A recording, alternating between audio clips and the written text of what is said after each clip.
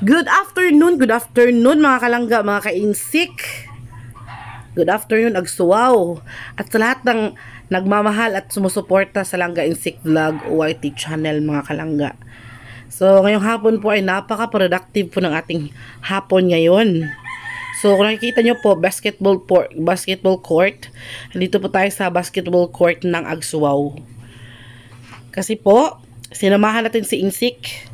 Gusto niya daw po kasing maglaro ng bola, magbasketball po mga kalangga, kaya wala din naman po akong ginagawa sa bahay at hindi po kami masyadong busy ni Papa, kaya sumama din po kaming dalawa mga kalangga. So nakikita ko po yung napakagandang lugar dyan, kaya po finiflex at zino-zoom in ko po para makita nyo din po yung nakikita ko. So yan po yung ating Agsuwaw Barangay Hall. Ayan, multipurpose building mga kalangga. So, yan po si Insik at si Ryan. Habang si Papa po dyan sa gilid ay nanunood lang po mga kalangga. Kasi sabi niya, ibang-iba na po talaga daw yung paglalaro ng basketball ba. Kasi siya noon, mahilig din po talaga siyang maglaro ng basketball. Pero sa ngayon po ay hinihingal na po siya. Kaya ayan, nanunood na lang po kaming dalawa ni Papa mga kalangga, no? So yan, zino-zoom in ko po din yung kabilang side ng mountain mga kalangga, kabilang side ng view. Nakikita nyo po ay napakaganda din po mga kalangga, kasi hindi na talaga masyadong mainit yung hapon, kaya nakita na natin yung ganda ng mga mountains, no? Char. So yan po, si Insik ay talagang nag-enjoy po talaga siyang mag-basketball dyan, kahit dalawa lang po sila mga kalangga. Nagbobola-bola lang po silang dalawa.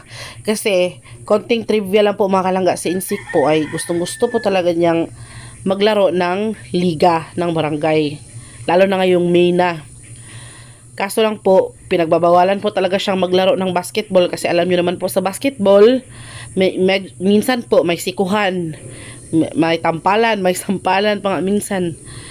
Kaya bawal po sa kanya yun mga kalangga, kasi kung napapansin nyo po, si Insik po ay may depekto sa kaliwang pisngi niya.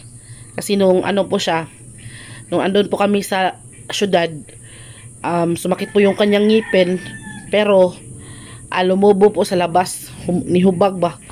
Kaya nagka-infection, kaya kailangan po talagang bunutin yung kanyang wisdom tooth.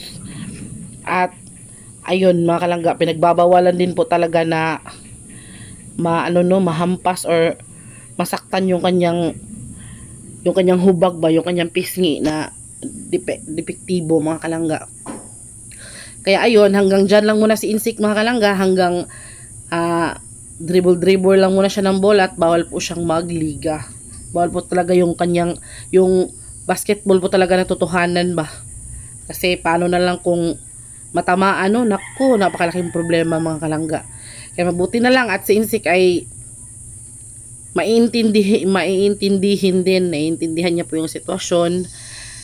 Kasi po, baka magka-problema naman po tayo kapag natamaan. Kaya ayun, iniiwasan na lang po talaga. Iwasan po habang maaga pa. So, ayan. Pero hindi ko naman po siya pinagbabawalan na mag-basketball na ganyan. Basta lang po, simpleng basketball lang at hindi po talaga grabe. Hindi po talaga yung talagang may mga pera na na-involve, kasi mahirap po yun mga kalangga, no? Kasi si Papa enjoy din nanonood. So abang nanonood si Papa, sinabi ko po sa kanya na halika pa, magmasyal tayo dun sa mga bukid-bukid ba, bundok-bundok. Kaya pumunta po tayo dyan mga kalangga, yun, no? O nakikita nyo po yung view mga kalangga. So nakikita nyo lang po sa personal mga kalangga, napaka-refreshing at talagang nakakawala ng stress, no? Yung tanawin mga kalangga ba, no? So naisip na natin na, so paano kaya kung may powers tayong lumipad, siguro makikita na natin overview talaga, yung buong view talaga ng lugar. So ito po yung aming maliit na chapel dito sa Agsuwaw mga kalangga. Dito po ginaganap ang misa tuwing first Friday of the month. Diyan po ginaganap yung misa. Maliit lang po yung kapilya namin mga kalangga, pero pinupuntahan po siya ng pare every first Friday of the month mga kalangga. So ayan, si Papa po dyan ay parang tour guide ko. Siya po yung nagpapaliwanag kung ano po yan. Ayan po si Papa, may pa action pa, no? Kakatuwa talaga si Father. Ayan, fineflex ko po talaga yung aming munting kapilihan mga kalangga. Napakasimple pero dyan po marami na pong mga panalangin ang nasasagot dyan mga kalangga. So ayan, patuloy po tayo sa paglakad-lakad, no? So nakita kami ng pine tree mga kalangga. Ang ganda ng pine tree mga kalangga. Ayan, no, pine tree. Pero sa po dyan, sa kanyang gilid, sabi ni Papa, para po siyang saging, pero hindi naman po siya saging mga kalangga. Sino yung nakakaalam yan mga kalangga? Comment down below mga kalangga. Kasi galing po yung ibang bansa daw. Ayan, continue lang tayo, no? Inuubo pa tayo ng konti. Continue po tayo sa ating paglalakad. So hanggang doon po talaga yan. Sa kabila. Nag-enjoy po talaga ako dyan mga kalangga. Nakikita ko po yung bahay na yun mga kalangga. Wala daw yung tao dyan. Baka may mumo na nakatira dyan, no? Nakatakot naman. So ayan, punta tayo sa hanggang doon pa. Marami tayong nakikita dyan ng mga manok. Kung hindi ko lang po to bino-voice over mga kalangga, maririnig nyo po talaga ang kahula ng maraming aso. So kaya po ako pumunta dito mga kalangga kasi gusto ko po itong ipakita sa inyo. Ayan. O diba? O diba ang ganda? So ayan, pasensya na po kayo kung medyo shaky ang ating camera. Kasi po naglalakad-lakad po tayo dyan. Ayan. Meron pong mga aso dyan mga kalangga. Parang natakot din po ako ng konti dyan. Pero pumunta pa rin tayo doon sa sa gusto nating puntahan. Ang gwapo ng ng aking tour guide mga kalangga, no? Yan, kinakahulan pa rin po kami ng mga aso dyan. 2 aso po yung kumakahul sa amin, puti tsaka itim. Kala siguro ng mga aso ba na magnanakaw tayo ng manok, no? So, ayan. Patuloy pa rin po tayo sa paglalakad mga kalangga. Hanggang sa nakaabot po ako dyan sa medyo bangin mga kalangga. Nakakatakot siyang tingnan mga kalangga kasi naisip mo, paano pa kung nahulog tayo dyan, no? Pero pag tinitingnan mo siya mga kalangga, napakaganda. Medyo masukal nga lang yung yung mga kahoy dyan. Hindi lang po talaga malinaw yung ating camera, no? Pasensya na po talaga kayo. Sa pagnanais ko po talagang maibahagi sa inyo ang napakagandang lugar dito sa amin. Ayan, kahit hindi po talaga masyadong malinaw ay gora pa rin po tayo mga kalangga, no? Ayan. Yan, lumapit na po talaga yung 2 aso sa amin mga kalangga. Tahol po talaga sila ng tahol.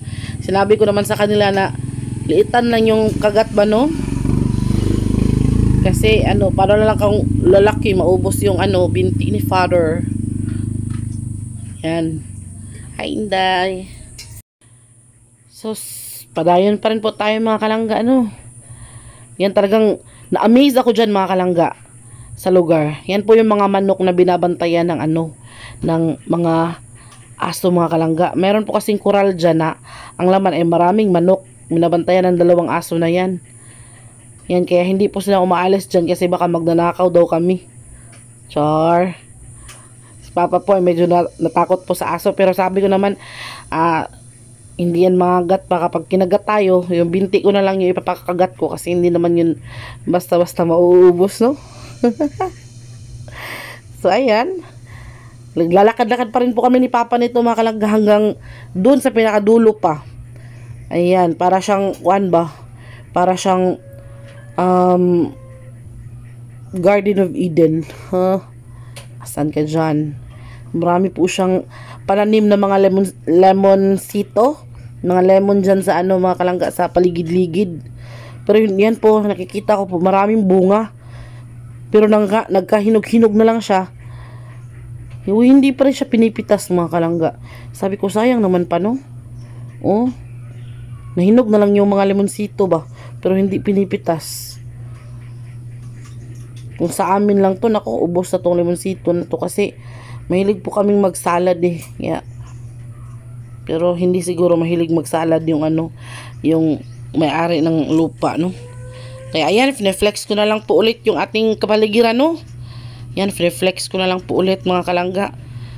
May mga bahay pa dun sa napakalayo mga kalangga. Naisip ko, grabe naman yung layo ng bahay na yun. Ay, saan kaya sila dumadaan at kumukuha ng tubig, no?